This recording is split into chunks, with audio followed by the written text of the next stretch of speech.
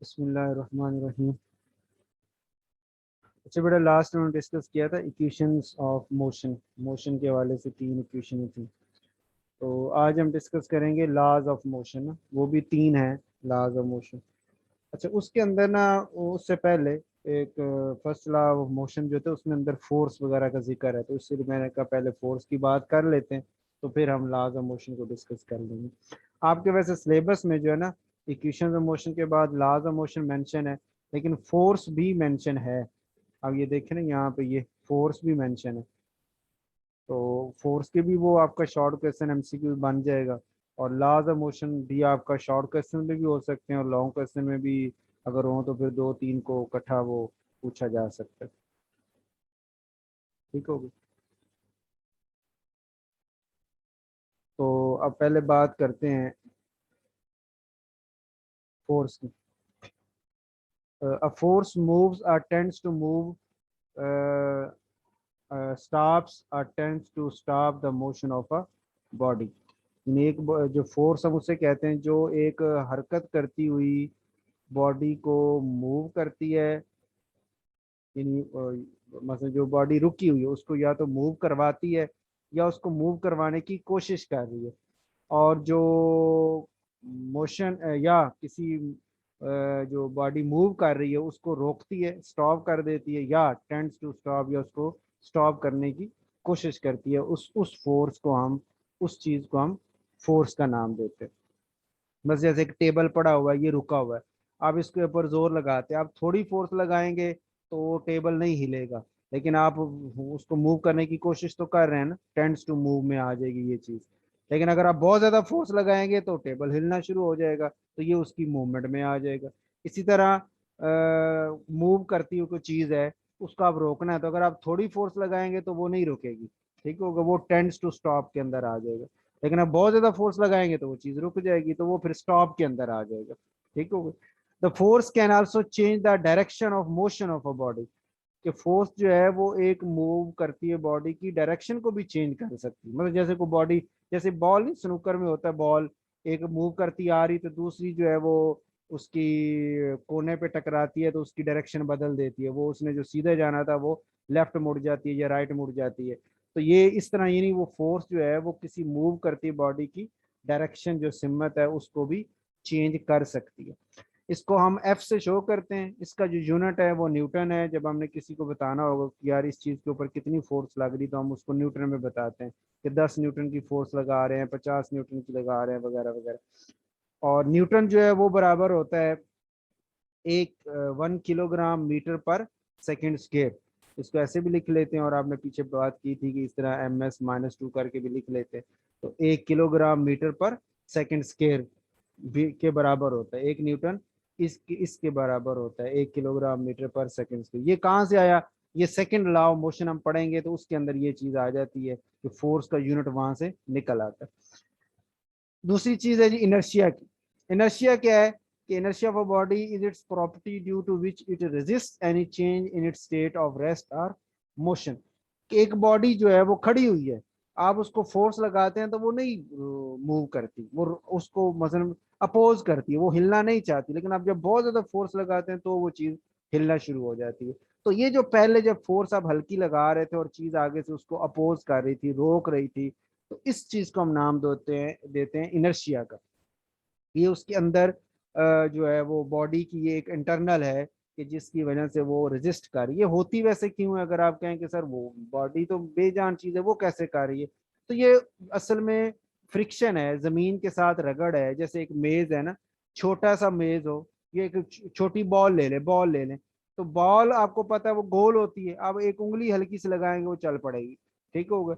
लेकिन अगर एक उतनी ही वजन का आप एक डब्बा ले लें, ठीक होगा, अब डब्बे को आप उंगली लगाएंगे तो वो बड़ी मुश्किल है कि वो थोड़ा सा हिल जाए या वाइब्रेट कर जाए, फिर वो अपनी जगह से हटेगा नहीं। उसकी वजह कि वो चिपटा है, चिपटा होने की वजह से जमीन के साथ वो लगा हुआ है, जमीन के साथ फ्रिक्शन है, रगड़ है, जिसकी वजह से वो हिल नहीं पा रहा।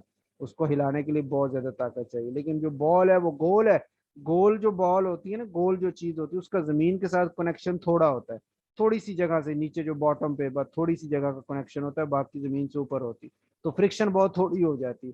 तो जब आप लगाते हैं, थोड़ी सी भी फोर्स लगाते हैं तो चीज हिलना शुरू हो जाती है। तो ये चीज आ जाती है कि ये जो इनर्शिया है असल में वो उसकी जो रेजिस्ट करके वो उसकी जो प्रॉपर्टी है, तो रेजिस्टेंस कहाँ से आ रही है, उसके वजन की वजह से जो जमीन के ऊपर उसने रखा हुआ है, और जमीन की रगड़ की वजह से जो उसको हिलने से रोक रही है। मोमेंटम, ये अब आपके सिलेबस में तो नहीं था लेकिन इससे मिलती जुलती टर्म है, इसलिए इसका भी जिक्र थोड़ा सा आगे आ जाएगा। तो momentum of a body is the quantity of motion it possesses due to its mass and velocity. इसको चाहे आप सेपरेटली याद ना करें, फोर्स को याद करें। फोर्स का एमसीक्यू के तौर पे इसका सिंबल, इसका यूनिट, इसकी डेफिनेशन या शॉर्ट क्वेश्चन के तौर पे ये जरूर करें। ये इनर्शिया और मोमेंटम वैसे साथ दिए जा रहे हैं, ये पेपर में का हिस्सा नहीं बनते। Momentum of a body is the quantity of motion it possesses due to its mass and velocity। ये तो डेफिनेशन है, यहीं से निकाल रहे हैं, ये फार्मूला इसका ना, P is equal to M V. P से मुराद मोमेंटम है, एम मास है और वी उसकी वेलोसिटी है। यानी मास और वेलोसिटी जो है, इसकी वजह से उस बॉडी के पास जो मोशन है, क्वांटिटी ऑफ मोशन है, मोशन की मिकदार है, इसको मोमेंटम कहते हैं। जितनी जिसकी मास ज्यादा होगी हम कहते हैं उसका मोमेंटम भी ज्यादा होता है। अगर वेलोसिटी ज्यादा है, तेजी से मूव कर रहा है, तो भी उसका मोमेंटम ज्यादा होगा। जो ज्यादा मोमेंटम वाले हैं उनको रोकना मुश्किल है, जो कम मोमेंटम वाले हैं उनको रोकना आसान है। जैसे जिसकी मास थोड़ी होगी उसको हम आसानी से रोक लेंगे, ठीक हो गया। छोटी गाड़ी, खिलौना, जो टॉय की गाड़ी है उसको रोकना आसान है, लेकिन बड़ी गाड़ी जो आ रही है उसको रोकना मुश्किल है हमारे लिए। इसी तरह मूव करती है गाड़ी वेलोसिटी के साथ, अगर एक कार बिल्कुल ऐसे आहिस्ता आहिस्ता चल रही हो यानी ढलान की वजह से, तो आप उसको फोर्स लगा के रोक सकते हैं। लेकिन एक ट्रक या वही गाड़ी आपकी चल रही हो 100 किलोमीटर पर आवर की स्पीड से, तो अब आप उसके सामने नहीं आ सकते, उसको नहीं रोक सकते। तो ये आपका मोमेंटम बन जाता है formula. It is a vector quantity, ये वेक्टर की क्वांटिटी है। वेक्टर का मतलब आपने पीछे हमने बात की थी कि जब मोमेंटम की बात करते हैं तो हम कोई उसकी खास सिमत भी बताते हैं। इसका यूनिट जो है वो किलोग्राम मीटर पर सेकंड एक है। ये फोर्स का था kilogram metre per second square, और इसका है किलोग्राम मीटर पर सेकंड, ऊपर स्क्वायर नहीं आ रहा। लॉज ऑफ मोशन क्या है जी? Newton presented 3 laws of motion which are also called Newton laws of motion भी इनको कहते हैं। ये आपका सिलेबस में है, इंपॉर्टेंट है। इसका शॉर्ट क्वेश्चन के तौर पे और लॉन्ग क्वेश्चन के तौर पे भी हो सकते हैं। फर्स्ट लॉ ऑफ मोशन अलग से पूछे तो सिंपल शॉर्ट है, ठीक हो गया। कि वो क्या है कि a body continues its state of rest or of uniform motion in a straight line provided no net force acts on it. एक बॉडी जो है वो कंटिन्यू करती है, चलती है अपनी स्टेट्स ऑफ रेस्ट या ऑफ यूनिफॉर्म मोशन, यानी अगर वो रेस्ट पे है तो रेस्ट पे रहेगी, उसी को वो कंटिन्यू करेगी। और अगर वो मूव कर रही है यूनिफॉर्म वेलोसिटी के साथ तो उसी को वो कंटिन्यू करती रहेगी एक स्ट्रेट लाइन सीधी में, ठीक हो गया। Provided no net force acts on it, जहां तक के कोई नेट फोर्स, बशर्ते के कोई नेट फोर्स उसके ऊपर एक्ट ना करे। मसलन एक बॉल को आप फेंकते हैं, थोड़ी देर चलती चलती फिर जाकर रुक जाती है। अब आप कहेंगे सर आपने अभी तो कहा है कि एक बॉडी जो चल रही है वो चलती रहेगी, नहीं रुकेगी, और जो रुकी हुई है वो हमेशा रुकी रहेगी, वो नहीं चलेगी, ठीक हो गया।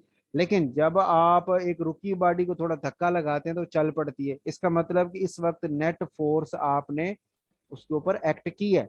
जब नो नेट फोर्स हो, कोई नेट फोर्स ना हो, तो वो यूनिफॉर्म मोशन से या रेस्ट जो भी उसकी स्टेट है उसको वो कंटिन्यू रखेगा।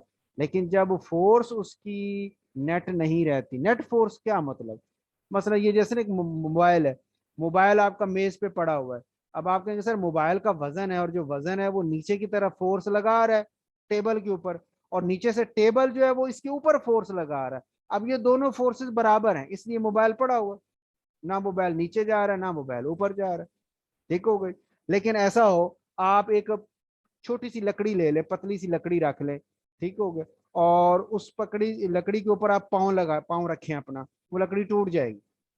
वजह कि आपके पाँव ने जो फोर्स लगाई है, जो वजन लगाया है, वो उस लकड़ी की जो नीचे से रिएक्शन था वो बहुत थोड़ा था, वो आपका वजन ज्यादा था। तो नेट फोर्स जो थी, नेट मतलब रिजल्ट फोर्स, फॉर एग्जांपल आपने ऊपर से 100 न्यूटन की फोर्स लगाई है, नीचे से उस लकड़ी ने सिर्फ 10 न्यूटन की लगाई थी, अब चूंकि ऊपर से 90 न्यूटन की फोर्स ज्यादा लग रही है तो उसने लकड़ी को तोड़ दिया।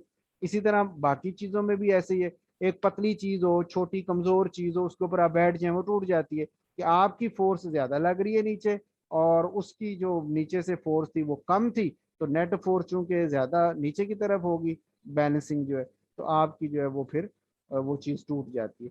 ठीक है, अब देखा ना, जो आपकी बॉल है, छोटी सी बॉल आपने फेंकी, थोड़ी दूर जाकर रुक गई, वजह कि बॉल को जमीन के साथ जो रगड़ आ रही है ना, वो उसको रोकने की कोशिश करती जा रही है। सामने से हवा के जो मालिक्यूल हैं, हवा आके उससे टकरा रही है, उस चीज से, हरकत करती चीज से, वो उसको रोकने की कोशिश कर रही है। तो अगर आप पीछे से बॉल को धक्का देते रहेंगे तो चलती रहेगी, लेकिन अगर आप रोक देंगे, नहीं धक्का देंगे, एक ही दफा दे के छोड़ देंगे, तो फिर वो जमीन की जो रगड़ है वो भी उसको आहिस्ता आहिस्ता स्लो करती जाएगी, सामने से हवा की जो रगड़ है, फ्रिक्शन है, वो भी उसको स्लो करती जाएगी। एक वक्त आएगा कि वो जो आपकी बॉल है वो रुक जाएगी। ठीक हो गया। तो ये चीज है कि अगर एक जैसे गाड़ी चल रही होती है, कांस्टेंट स्पीड से चलानी हो, तो आपको मुसलसल एक्सलेटर पे पाँव रखना पड़ता है। आप छोड़ देंगे तो वो रुकना शुरू हो जाएगी, स्लो होना शुरू हो जाएगी, क्योंकि जमीन की फ्रिक्शन, सामने से हवा की फ्रिक्शन उसको रोकने की कोशिश कर रही है। तो ये फर्स्ट लॉ मोशन यही कहता है कि कोई बॉडी अगर पड़ी हुई है तो हमेशा पड़ी रहेगी जब तक आप उसके ऊपर कोई फोर्स नहीं लगाएंगे। इसी तरह जो अगर बॉडी यूनिफॉर्म मोशन से चल रही है तो वो चलती रहेगी जब तक आप उसके ऊपर कोई फोर्स नहीं लगाएंगे। This law deals with inertial property and so also called law of inertia. ये लॉ जो है, ये फर्स्ट लॉ ऑफ मोशन जो आप पढ़ रहे हैं, ये लॉ डील करता है इनर्शियल प्रॉपर्टी को। ये इनर्शियल प्रॉपर्टी है ना, कि वो रेस्ट पे है तो रेस्ट पे ही रहने की कोशिश कर रहा है, वो चल रहा है तो चलने की कोशिश ही कर रहा है, उसी पे लगा हुआ है, जब तक आप उसको कोई ताकत लगा के रोकेंगे नहीं या चलाएंगे नहीं, वो अपनी हालत नहीं बदलेगा। तो यही इनर्शिया यही था ना, कि कोई भी चीज, ऊपर अभी हमने बात की, इसलिए मैंने इनर्शिया का यहाँ जिक्र किया कि इनर्शिया हमने कहा बॉडी की वो प्रॉपर्टी है जो उसकी स्टेट में चेंज को रोक रही है। यानी वो पड़ा हुआ है तो वो पड़ा रहना चाह रहा है, अगर वो मूव कर रहा है तो वो मूव ही करता रहना चाह रहा है, लेकिन अगर आप उसको रोकेंगे, उसके अपोजिट काम करेंगे, तो वो उसको अपोज करेगा, उसकी मुखालफत करेगा। जैसे वो कह रहा है book lying on the table, एक किताब पड़ी हो मेज के ऊपर तो हमेशा उसी के ऊपर रहेगी, remains at rest as long as no net force acts on it.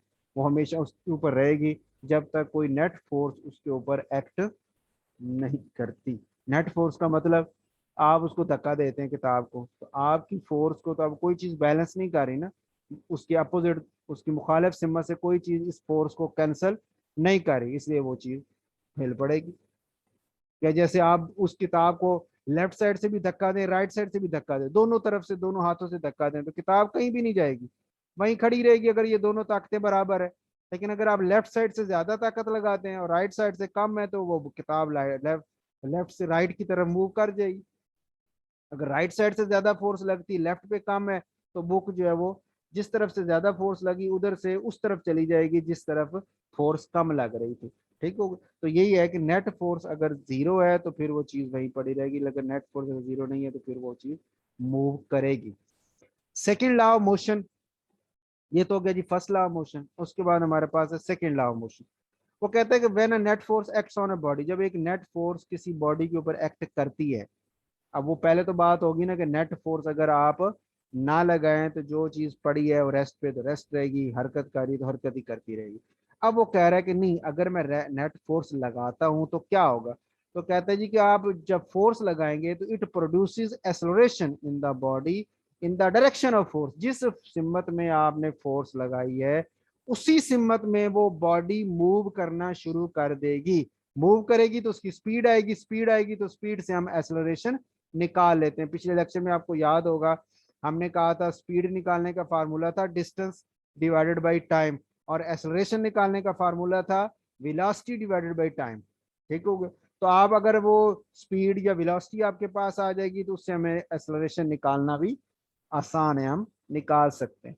तो ये वो कह रहा है कि अगर आप नेट फोर्स किसी बॉडी पे लगाते हैं तो वो बॉडी जिस सिमत में आपने फोर्स लगाई है उसी सिमत में वो चलना शुरू हो जाएगी किसी स्पीड के साथ, और उसका स्पीड की वजह से उसमें एक्सेलरेशन आ जाएगा। अब वो एक्सेलरेशन कितना होगा ये डिपेंड करता है आपने ताकत कितनी लगाई है। अगर आपने थोड़ी सी फोर्स लगाई है एक बॉल के ऊपर तो वो थोड़ी सी हिल के आगे चली जाएगी। और अगर आप जोर से उसका धक्का देते हैं तो वो तेजी से मूव करके आगे जाएगी। ठीक होगा। तो ये वो कह रहा है कि मैग्नीट्यूड ऑफ दिस एक्सेलरेशन, इस एक्सेलरेशन की जो मिकदार है कि कम होगा ज्यादा होगा, is directly proportional to the applied force. ये अप्लाइड फोर्स के डायरेक्टली प्रोपोर्शनल, डायरेक्टली प्रोपोर्शनल कहते हैं कि ये अगर फोर्स बढ़ाऊंगा तो एक्सेलरेशन भी बढ़ जाएगा, अगर फोर्स कम करूंगा तो एक्सेलरेशन भी कम हो जाएगा। यानी दोनों एक ही डायरेक्शन में जा रहे हैं, वो बढ़ रही है, फोर्स बढ़ रही है तो वो भी बढ़ रहा है, ये कम हो रही है तो वो भी कम हो रहा है। इस रिलेशनशिप को हम बोलते हैं डायरेक्टली प्रोपोर्शनल। एक चीज के बढ़ाने से दूसरी चीज भी बढ़ जाए तो इसको डायरेक्टली प्रोपोर्शनल कहते हैं। लेकिन अगर एक के बढ़ाने से दूसरी कम हो जाए, एक के बढ़ाने से दूसरी कम हो जाए तो उसको हम इनवर्सली प्रोपोर्शनल बोलते हैं, उसको हम इनवर्सली प्रोपोर्शनल कहते हैं। अब वो कह रहा है कि वो जो एक्सेलरेशन है वो अप्लाइड फोर्स के तो डायरेक्टली है, जितनी आप ताकत ज्यादा लगाओगे, ये इसका सिंबल भी लिखा है, A is directly proportional to F. F से मुराद फोर्स है, ए से मुराद एक्सेलरेशन है, और ये जो सिंबल है ये डायरेक्टली प्रोपोर्शनल का है। A is directly proportional to F. ठीक है, ए जो है एक्सेलरेशन जो है वो फोर्स के डायरेक्टली प्रोपोर्शनल, ये बढ़ाएंगे तो ए भी बढ़ जाएगा, कम करेंगे तो कम हो जाएगा। अच्छा, दूसरा उसने कहा and inversely proportional to the mass of the body, यानी ये जो नीचे दूसरी क्वेश्चन, एक्सेलरेशन जो है वो मास ऑफ द बॉडी उसके इनवर्सली है। इसको हम इस तरह शो करते हैं, एक ये ए ऊपर लिखा हुआ है ना, तो दूसरे को 1/m यानी नीचे उल्टा करके लिख देते हैं। उल्टे का मतलब ये होता है कि अब ये एक दूसरे के इनवर्सली प्रोपोर्शनल, मतलब अगर m को मैं बढ़ाऊंगा तो a छोटा हो जाएगा, और अगर m छोटा होगा तो a बड़ा हो जाएगा। अब ये उल्ट चलेंगे, एक को बढ़ाएंगे तो दूसरा कम, और एक को कम करेंगे तो दूसरा बढ़ जाएगा। अब इसकी फोर्स की तो आपको मिसाल समझ आ गई जो बॉल की मैंने दी है। मास की भी देखें, एक छोटी सी बॉल है, प्लास्टिक की छोटी सी बॉल है, ठीक है, उसका वजन सपोज करें, उसका वजन है 10 ग्राम या 50 ग्राम या 100 ग्राम उसका वजन है। तो 100 ग्राम की एक बॉल जो है उसको आप ऐसे हल्का सा धक्का देते हैं तो वो ज्यादा दूर जाएगी, ठीक होगा। लेकिन उतना ही धक्का अगर आप एक बड़े फुटबॉल को देंगे जिसकी मास उस छोटी बॉल की निस्बत से बहुत ज्यादा है, तो अब ये फुटबॉल उस तरह नहीं चलेगा जिस तरह वो प्लास्टिक की हल्की सी बॉल चल रही थी। ये अब ये थोड़ा सा हिल जाएगा, बस ज्यादा नहीं हिल सकेगा, यानी इसकी मास चूंकि ज्यादा हो गई, ठीक हो गया, तो इस वजह से इसकी जो फिर एक्सेलरेशन है वो कम पैदा होगा सेम फोर्स के साथ। ये क्लियर हो गया। दोनों को अगर मैं इकट्ठा लिख लूं तो एफ ऊपर है, एफ उसके सामने है ए के, और एम जो है वो ए के नीचे है। तो यहाँ इसको इकट्ठा लिखें तो ऐसे एफ उसके सामने लिख दिया और एम जो है उसके नीचे लिख दिया। और फिर एम आपको पता है इधर जो डिवाइड हो रहा है, इसको मैं अगर इधर ले आऊं तो ये इधर एक तरफ, मैथ में आपने पढ़ा होगा कि जब वो दरमियान में इक्वल होता है ना, तो इक्वल के एक तरफ एक चीज अगर मल्टीप्लाई डिवाइड हो रही है तो दूसरी तरफ आके मल्टीप्लाई, अगर उधर मल्टीप्लाई है तो इधर आके डिवाइड हो जाएगी। तो एम जो मैं इधर ए के साथ लाऊंगा तो वो मल्टीप्लाई हो जाएगा, तो ये बन जाएगा F is directly proportional to M A. और प्रोपोर्शनैलिटी इसको हम बोलते हैं ना प्रोपोर्शनैलिटी साइन, ये जो अल्फा है इसको क्या बोलते हैं, प्रोपोर्शनैलिटी साइन, प्रोपोर्शनैलिटी का निशान है जो बता रहा है किसी दो चीजों के बारे में रिलेशनशिप, डायरेक्टली प्रोपोर्शनल या इनवर्सली प्रोपोर्शनल का। इसको जब हम इस इक्वालिटी में बदलते हैं, इसको क्या बोलते हैं, इक्वालिटी, बराबर का निशान होता है ना मैथ की जुबान में, इसको इक्वालिटी कहते हैं। तो जब प्रोपोर्शनैलिटी को इक्वालिटी में बदलते हैं, अब मैंने इसकी जगह ये बदल दिया है, तो हम फिर क्या करते हैं, इस साइड पे, यानी उसकी जो ये लेफ्ट साइड है ये राइट से, राइट साइड पे किसी कांस्टेंट से मल्टीप्लाई करते हैं, किसी कांस्टेंट से मल्टी, कांस्टेंट मतलब होता है उसकी कोई वैल्यू होगी, 2 4 5 6 10 20 50 100 कुछ भी वैल्यू हो सकती है, उसको कांस्टेंट कहते हैं। तो यहाँ जो के है इसको हम के से यहाँ शो कर रहे हैं, के क्या है, प्रोपोर्शनैलिटी कांस्टेंट है। के जो है प्रोपोर्शनैलिटी कांस्टेंट क्यों कह रहे हैं कि प्रोपोर्शनैलिटी के साइन को जब खत्म करके इक्वालिटी में बदला तो ये आया, इस वजह से इसको प्रोपोर्शनैलिटी कांस्टेंट बोला जाता है। इसकी वैल्यू 1 होती है, यहाँ पे इसकी वैल्यू 1 है, तो के की जगह 1 पुट कर दें तो 1 का मतलब वो खत्म होगी चीज, तो F is equal to M A आपके पास बच जाएगा। तो ये आपके पास इक्वेशन आ जाएगी, इसे हम सेकेंड लॉ ऑफ मोशन का नाम देते हैं। तो शॉर्ट क्वेश्चन में हो डेफिनेशन तो ये ऊपर वाली लाइन आपकी डेफिनेशन होगी, दोनों लाइनें, और अगर उसका क्या फार्मूला लिख दें तो ये F is equal to M A formula आ गया। और अगर के फार्मूला डिराइव कर दो तो यहीं से ऐसे आप करेंगे तो फार्मूला डिराइव होके यहाँ तक आ जाएगा। ठीक है, इसको बोलते हैं डेरिवेशन। ऐसे आप जब रिलेशनशिप बता के फिर उसको इक्वेशन बना देते हैं। अच्छा पीछे एक मैंने बात की थी फोर्स का जिक्र कि फोर्स का न्यूटन होता है, न्यूटन बराबर होता है 1 kilogram metre per second square. ये जो यूनिट है ये यहीं से निकला हुआ, ये देखो ना, एफ का न्यूटन हो गया, इधर आप 1 न्यूटन लिख दें, इज इक्वल टू एम, मास आपको पता है किलोग्राम होती है, और एक्सेलरेशन आपने पीछे यूनिट पढ़ा था मीटर पर सेकंड स्क्वायर, तो किलोग्राम इसका और मीटर पर सेकंड स्क्वायर इसका, दोनों को इकट्ठा कर दिया, ये वाला किलोग्राम मास का और metre per second square acceleration का, दोनों को इकट्ठा करके तो हमने लिख दिया कि 1 न्यूटन जो है वो 1 kilogram metre per second square के बराबर होता है। ठीक हो गया, ये सेकंड लॉ हो गया। और थर्ड लॉ ऑफ मोशन हमारे पास है, to every action there is always an equal but opposite reaction, कि कोई भी आप एक्शन करते हैं तो उसके रिवर्स में, उसके अपोजिट में रिएक्शन जरूर होता है, और जो रिएक्शन हो रहा है वो उसकी अमाउंट इक्वल है, उसकी डायरेक्शन सेम है, अपोजिट का मतलब मुखालिफ सिमत से वो आएगा रिएक्शन, लेकिन उसकी इक्वल, इक्वल मतलब उसकी मैग्नीट्यूड सेम है, अमाउंट सेम। मसल आप दीवार पे आहिस्ता से बॉल फेंकें, वो दीवार के साथ टच होकर थोड़ी सी पीछे आएगी और नीचे गिर जाएगी, ठीक होगा। यानी आपने एक्शन थोड़ा किया ना, दीवार के ऊपर थोड़ी ताकत से बॉल मारी है, उसके जवाब में दीवार ने भी थोड़ा सा रिएक्शन किया है और बॉल को थोड़ा सा पीछे फेंक दिया। लेकिन अगर आप जोर से दीवार पे मारेंगे तो वो जोर से बॉल पीछे आएगी, उतनी दूर जाके गिरेगी, जितनी जोर से मारेंगे दीवार पे वो दीवार से उतनी दूर जाके गिरती है। इसका मतलब आपने जब जोर से मारी, आपका एक्शन बहुत ज्यादा स्ट्रॉन्ग था, ठीक है, उसके जवाब में दीवार ने भी उतने स्ट्रॉन्ग से रिएक्शन किया है और उस चीज को उतनी दूर वापस फेंक दिया, ठीक हो गई। तो ये वो बात कर रहा है कि एक आपका जो एक्शन और रिएक्शन है ये दोनों की मैग्नीट्यूड बराबर है, ठीक है, जितनी जोर से एक्शन होगा उतनी जोर से रिएक्शन होगा, लेकिन दोनों की डायरेक्शन क्या है, उल्ट है, अपोजिट है। आप अगर दीवार की तरफ बॉल फेंक रहे हैं, दीवार उस बॉल को वापस आपकी तरफ फेंकता है। ये इसने नीचे भी मिसाल दी है कि a ball thrown on a wall applies action force on wall, जब आप बॉल दीवार पे एक बॉल को फेंकते हैं तो वो एक्शन फोर्स लगाती है दीवार के ऊपर, और वॉल जो है वो रिएक्शन फोर्स लगाती है और उसको वापस भेज देती है, ठीक हो गई। ये हमारा आपका ये ना लॉज ऑफ मोशन वाला ये मुकम्मल हो गया। तो नेक्स्ट लेक्चर में हम ये ना एनर्जी वाला पॉइंट इसको फिर डिस्कस करेंगे।